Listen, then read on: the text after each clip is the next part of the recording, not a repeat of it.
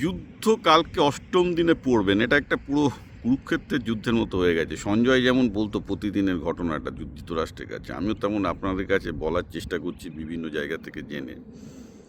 তো যুদ্ধ কোথায় এগোচ্ছে? কুরুক্ষেত্রের যুদ্ধের মতো। আজকে সপ্তম দিন হয়ে গেল কালকে।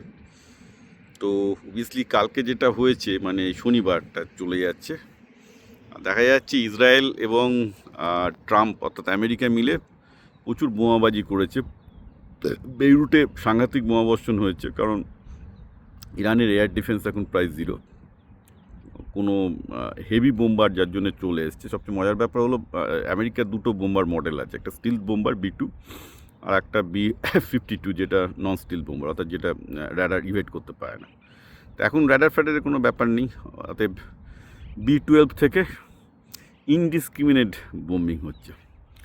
B12-এর এক একটা সটিতে, মানে এক একটা উড়ানে ওরা প্রায় 30 টনের কাছাকাছি, 40 টনের কাছাকাছি বোম নিয়ে যায়।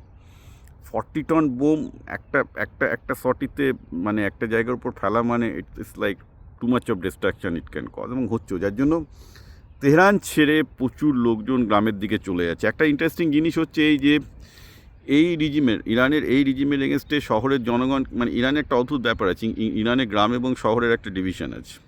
শহরের লোকজন প্রগ্রেসিভ যা হয়, গ্রামের লোকজন অনেক বেশি কনজারভেটিভ, এবং ইরানের এই মোল্লাতন্ত্রের ভিত কিন্তু গ্রামে। শহরের লোকজন বরাবর প্রতিবাদ করেছে, এবং গ্রাম এবং শহরের ডিভিশনটাই পুরো কিন্তু ভবিষ্যতে, মানে বেসিক্যালি এটা ইরানের একটা বড় রকমের প্রবলেম। কিন্তু যেটা ঘটছে সেটা হচ্ছে এই যে এই রকম ইউএস এবং এর বোমাবর্ষণের ফলে, ইসরায়েলের বোমাবর্ষণের ফলে ইরানিয়ান জাতিগোষ্ঠীগুলো কিন্তু আবার নিজের মধ্যে, কারণ ইরানিয়ান জাতীয়তাবাদ বলে কিন্তু সেরকম কিছু নেই, যেটা আছে পার্সিয়ান জাতীয়তাবাদ, যেটা পার্সিরা হচ্ছে ইরানের 50%, না 47% লোক হয়। তো ইরানে আবার কোহেসিভনেসটা ফিরে আসছে, মানে যারা ভেবেছিল এই এই এই এই রিজিমটা বাজে আর কি, তারা এখন আবার দুবার করে, অর্থাৎ এই বোম্বিং করে ট্রাম্প বা নিত্যান্ত ইয়াও কিন্তু খুব যে বেশি একটা পজিটিভ রেজাল্ট পাবেন তা না। তাতে তারা ইনস্টলেশন, মিলিটারি পাওয়ার সব ধ্বংস করছেন, ঠিক আছে, কিন্তু তারা আবার ইরানিয়ানদের মানে ইউনাইটেড হতেও সাহায্য করছেন, কারণ ইরানিয়ান সোসাইটি গ্রাম শহর মোল্লাপন্থী মোল্লা বিরোধী এরমভাবে ভেঙে গেছিল। সেই একতাটা কিন্তু আবার ইরানে ফিরে আসছে, আচ্ছা আসবেও ভবিষ্যতে, যদি এরকম চলতে থাকে, যদি ইনডিসক্রিমিনেট বোম্বিং চলতে থাকে। কারণ বোম্বিং করে একটা স্টেজের পর তো কিছু হবে না, তাকে তো মানে মানে ট্রাম্প পুরো পাগলের মতো বোম্বিং করছে, B12 এবং B52 এবং B2 দিয়ে পাগলের মতো বোম্বিং করছে, যে কিছু লোক মারা যাবে, আর তো কিছু লাভ হবে না। আগে তো এখন তো দরকার হচ্ছে ল্যান্ড ইনভেশন, আর ল্যান্ড ইনভেশন করা আমি বলেছি যে কংগ্রেস অনুমতি দেবে না।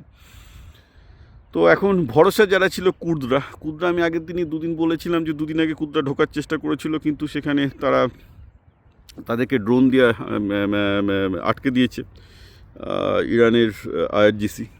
তো তারাও এখন ঢুকতে ভয় পাচ্ছে, অর্থাৎ কুর্দরা বলছে যে যতক্ষণ না পর্যন্ত ইরানের IRGC এবং এদের মিলিটারি ইনস্টলেশন কমপ্লিটলি ধ্বংস না হয়, ততদিন পর্যন্ত তারা ঢুকবে না। তো কী করছে এখন তাহলে? স্ট্র্যাটেজি হচ্ছে ইসরায়েল আর আমেরিকা মিলে দেদার বোমাবর্ষণ করছে, ওয়েট করছে যে যদি ইরানের রেজিস্টিং ক্যাপেবিলিটি জিরো হয়। সেটা হবে না, কারণ ইরান 1984 থেকে আন্ডার টানেল কনস্ট্রাকশন করে গেছে, অর্থাৎ ইরানের, মানে হামাসের মতো গাজাতে যেটা করেছিল গোটা ইরান জুড়ে তাই হচ্ছে।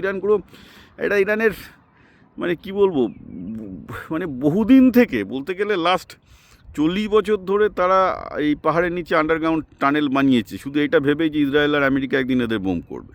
তো ভাবুন 40 বছর ধরে ওরা এমন আন্ডারগ্রাউন্ড ইনফ্রাস্ট্রাকচার করেছে, এই আন্ডারগ্রাউন্ড ইনফ্রাস্ট্রাকচারকে উপর থেকে বোম মেরে ধ্বংস করা যাবে না, যেটা ট্রাম্প বলছে। এটা ট্রাম্পের অ্যাডভাইজারদের খুব ভালো করে বলে দেওয়া উচিত ছিল যে ইরানকে ওইভাবে, যেমন গাজাতে বোমাবাজি করে কিছু হয় না, সেখানে অ্যাকচুয়ালি ল্যান্ড আর্মি ঢোকাতে হবে। ল্যান্ড আর্মি না ঢোকালে বাংকারগুলো কে দখল করবে?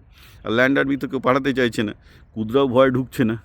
সেই যুদ্ধটা একটা খুব বাজে জায়গায় স্টেলমেট কেঁচে যাবে। কিন্তু এই বোমাবাজি চলবে, বোমাবাজি বাবা তুমি কদিন করবে? বোমাবাজির জন্য আর একটা রণতরী নিয়ে এসছে। ঠিক আছে, ইসরায়েলের এখন কাউন্টার অফেন্সিভের ক্ষমতা আস্তে আস্তে বলেছি কমে গেছে, কমে যাবেও। কিছু কিছু হয়তো ইসরায়েল এখন মানে বুঝতে পারছে যে যত বেশি ইসরায়েল কাউন্টার অফেন্সিভ করতে যাবে, আমি আবার বলছি, ওদের মোবাইল লঞ্চার বা লঞ্চিং প্যাডগুলো এক্সপোজ হয়ে যাচ্ছে, সেখানে হেভি বোম্বিং হচ্ছে। অবভিয়াসলি তারাও আর বেশি করছে না, তারাও স্ট্র্যাটেজিক লঞ্চিং করবে এরপর থেকে। এটা একটা পারপেচুয়াল যুদ্ধের দিকে চলে যাবে ইউক্রেন এবং রাশিয়ার মধ্যে। আমরা চাইবো যে যুদ্ধের একটা সমাধান হোক। এখন সমাধান করতে গেলে ল্যান্ড আর্মি নামাতে হতো। ল্যান্ড আর্মি তো বলছি কংগ্রেস অনুমতি দেবে না, ইসরায়েলও নামাবে না, কুদরাও নামতে চাইছে না মানে কুদরা বলছে আগে তুমি ক্লিয়ার করো, আর ক্লিয়ার করাটা তো অসম্ভব, কারণ ওখানে তো আমি যেটা বলছি যে আন্ডারগ্রাউন্ড টার্মিনাল প্রচুর আছে, আন্ডারগ্রাউন্ড ইনস্টলেশন ইরানের অধিকাংশ।